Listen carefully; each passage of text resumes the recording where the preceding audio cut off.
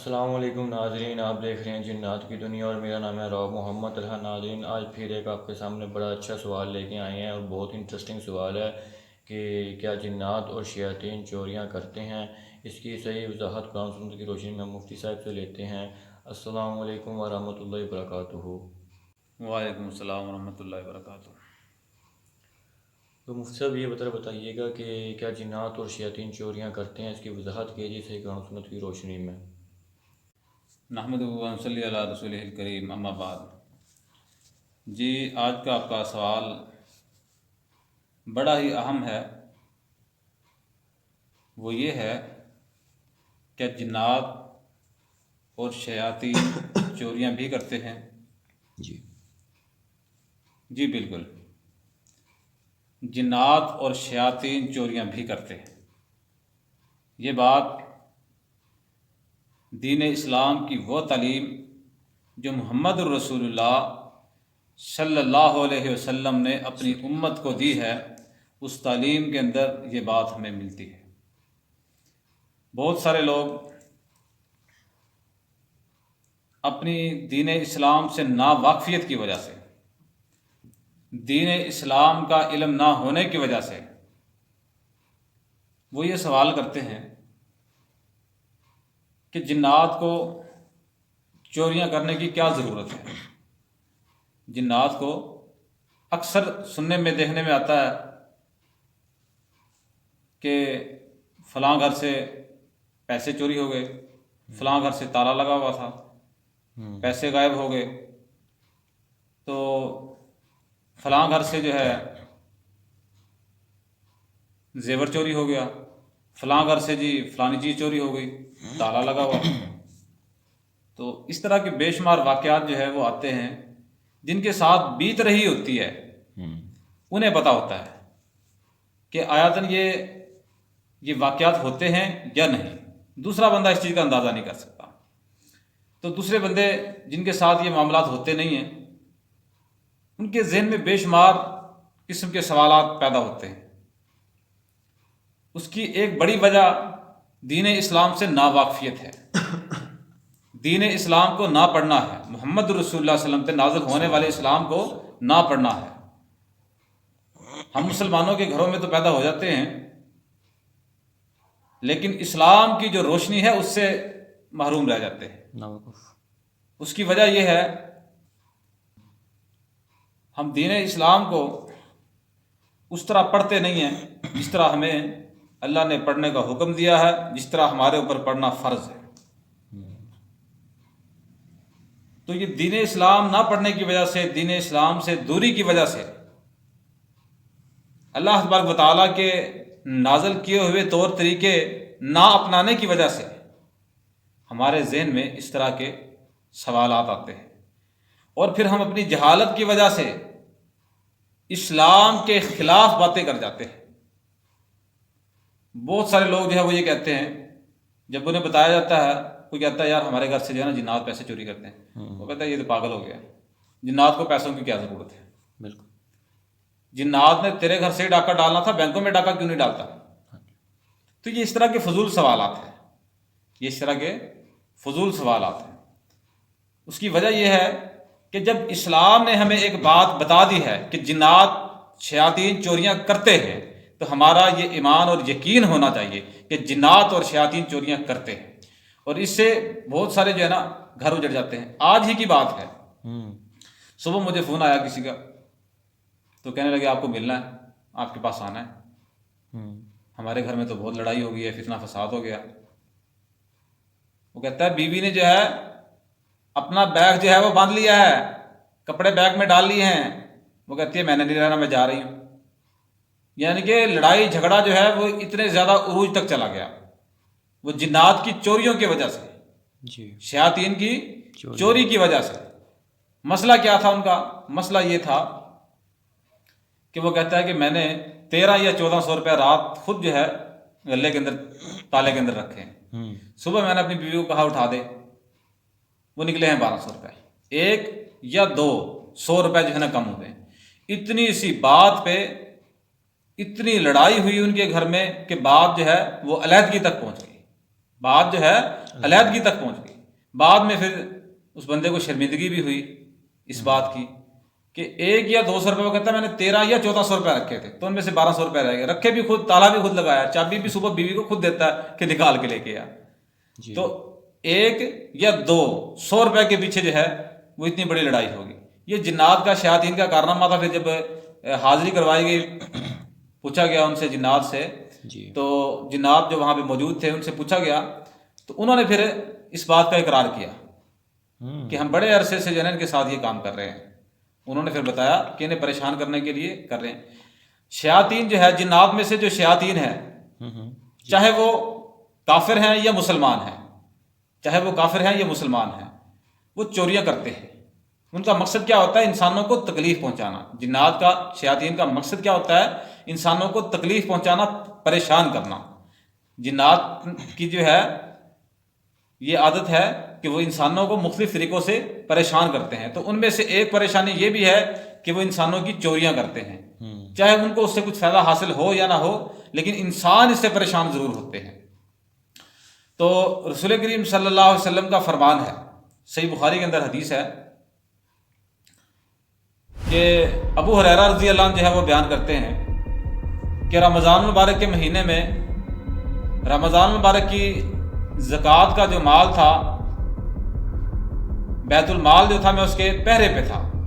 تو رات کو وہ کہتا ہے ایک بندہ آیا, یہ حدیث ہم نے پہلے بھی بیان کی تھی, پھر سن لیں. پچھلے کسی سوال کے جواب میں آپ نے سنی ہوگی, ایک دفعہ پھر سن لیں تاکہ آپ کی یاد دہانی جو ہے اچھی طرح سے ہو جائے.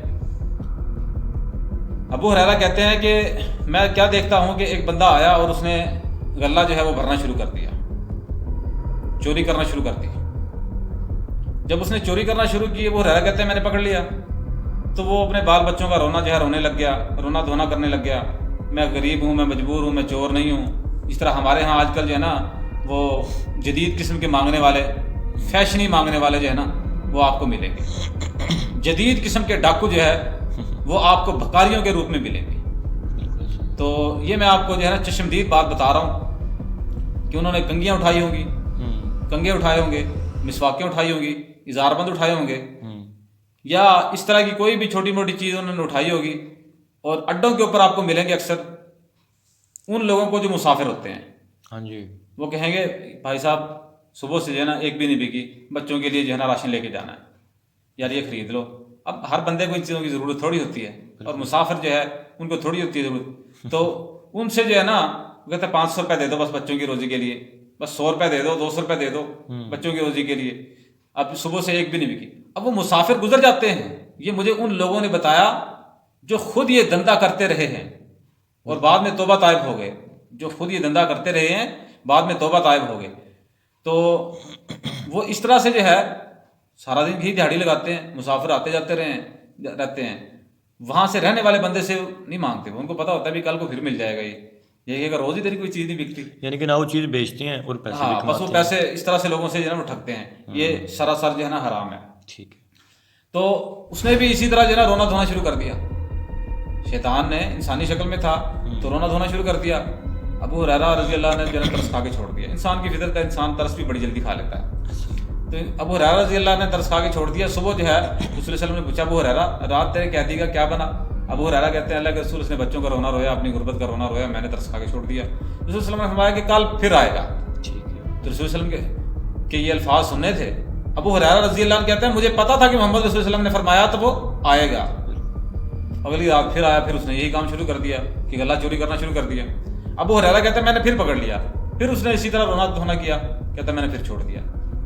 صبح پھر جو ہے رسول صلی اللہ علیہ وسلم نے پوچھا ابو ہریرہ تیرے قیدی کا کیا بنا؟ ابو ہریرہ عرض کرتے ہیں اللہ کے رسول صلی اللہ علیہ وسلم کہ اس نے پھر جو ہے اپنے بال بچوں کا, اپنی غربت کا رونا رویا, میں نے ترس کھا کے چھوڑ دیا. تو رسول صلی اللہ علیہ وسلم نے فرمایا کہ پھر آئے گا.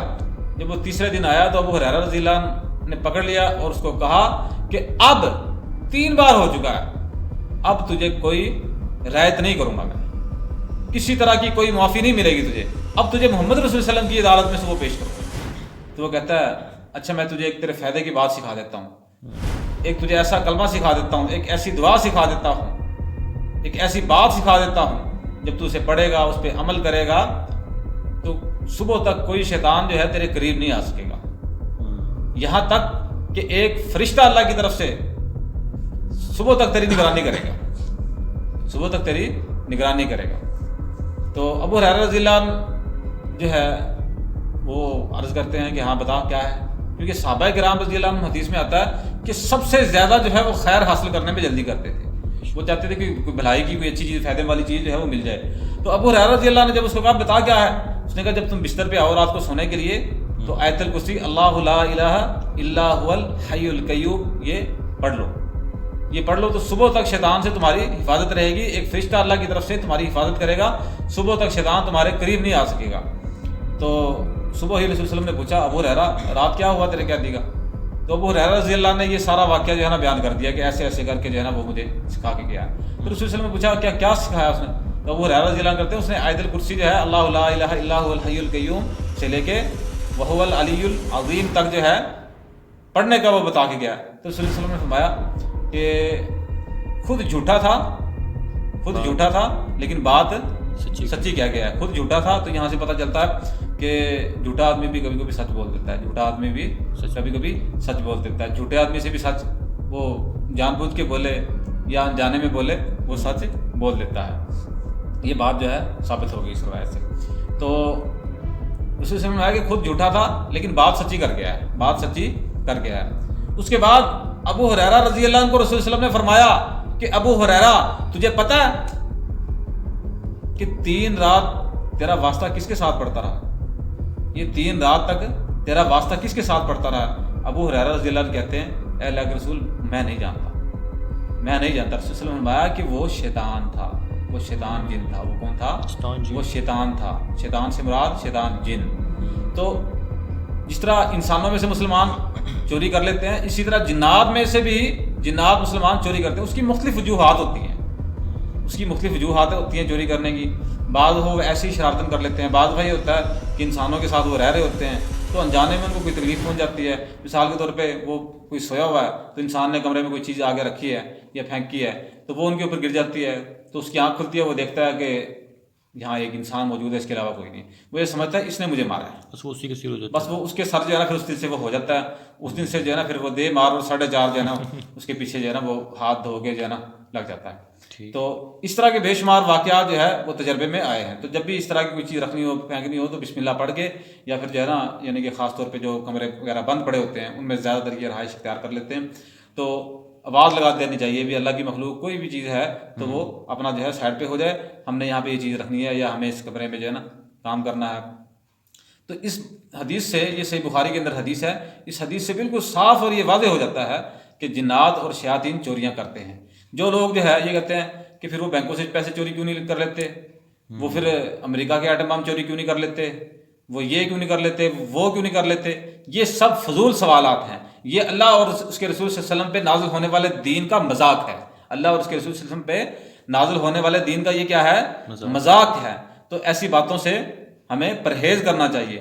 ایسا نہ ہو کہ ہماری ایک چھوٹی سی غلطی کی